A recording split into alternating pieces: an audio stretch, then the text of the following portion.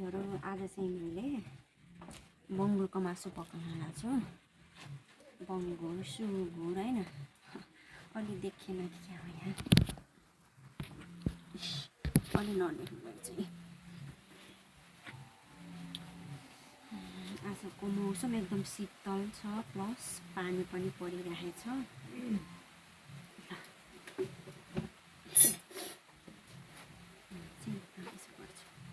मासु काट्छु अब मैले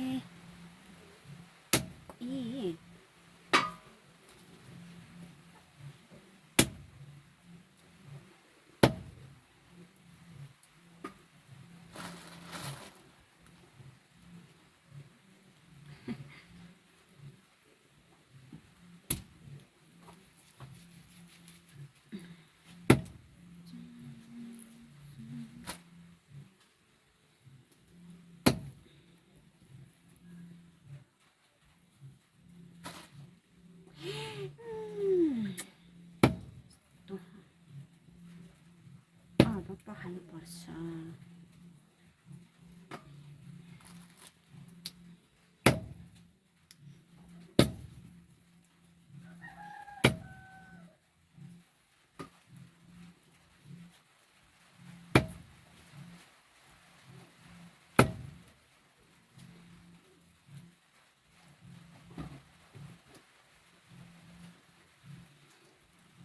मैले पोर काटेर सकेँ। अब म पकाउँछु। चाहिँ अलिअलि उस देखिरहेछ काठको हो यो चाहिँ अलिअलि कालो कालो देख्नुपर्छ नि। यो चाहिँ काठको हो कि मैले अचानक काट्दाखेरि त्यो अचानक अलिअलि लागेको। अब म पकाउनतिर लागेँ। चाहिँ अब यो चुलोमा पकाउँदैछु। दुईटा लाउरे यहाँ बसिरहन्छ। दुईटा लाउरे छ यो हैन। कराई तातिसक्यो साथीहरु अनि मैले थोरै तेल मात्र राखेको छु किनभने यो बोसो छ नि त त्यसैले त्यसै भएर निस्किन्छ धेरै चिलो हुन्छ भनेर मैले यति मात्र तेल राखेँ। अब मैले मेथी पड्काउँदै छु। मलाई चाहिँ एकदमै मन पर्छ।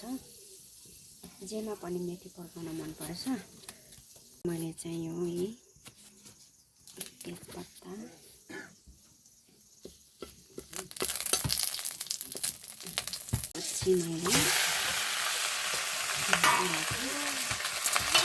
मैले चलाउँछु।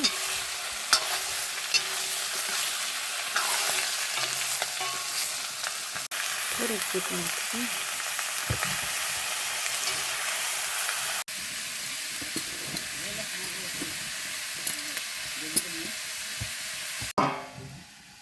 मैले चाहिँ टमाटर काटेँ। गाउँघरमा यस्तै हो। बाल्टीमा टमाटर दुईटा टमाटर काटेर ठिक्क पारेर राखेछु। मैले मसला पिनेर राखेँ। हेर्नु साथीहरु मेरो बुढालाई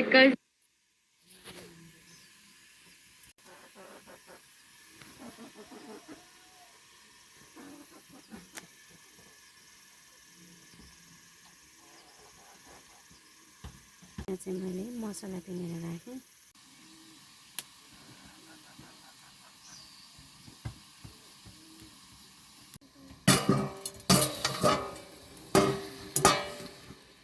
यो त निस्किन नै पर्दैन।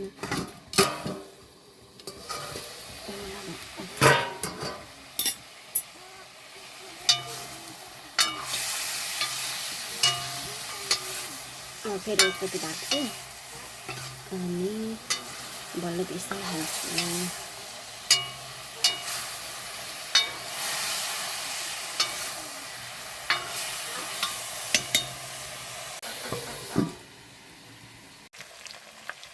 अब चाहिँ मैले बिर्सा राखेँ।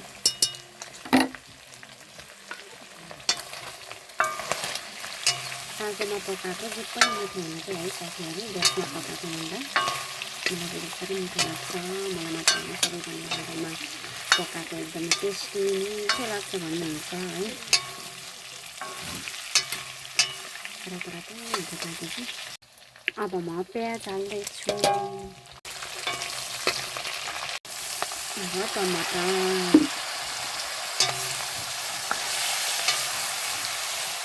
स्वाद अनुसारको नुन मसला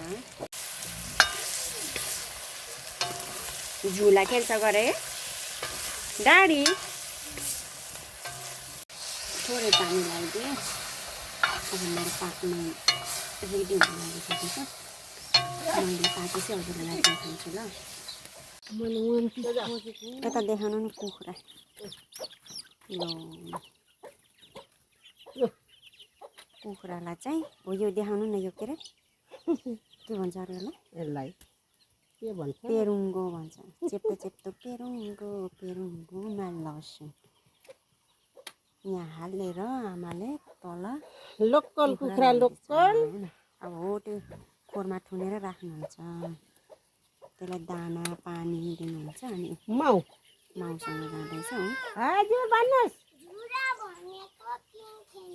हो र ए साथीहरू यो चाहिँ आफ्नै बारीको फर्सीको भन्दा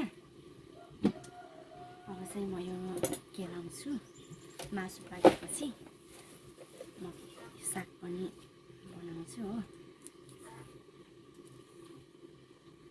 मलाई चाहिँ लास्टै मनपर्छ मलाई मात्र होइन होला हजुरहरू सबैजनालाई मनपर्छ होला पहिला पहिला गाउँमा हुँदा यस्तो फाल्थ्यौँ हामीले यस्तो खान्थ्यौँ नि यस्तो पनि है यस्तो सबै टिपेर खाने सागभन्दा साग मात्रै खाने यस्तो त खाने कि तर पछि पछि म बजार बस्न लागेपछि मात्र यस्तो सबै खाँदो रहेछ भन्ने मलाई थाहा भयो अनि त्यहाँबाट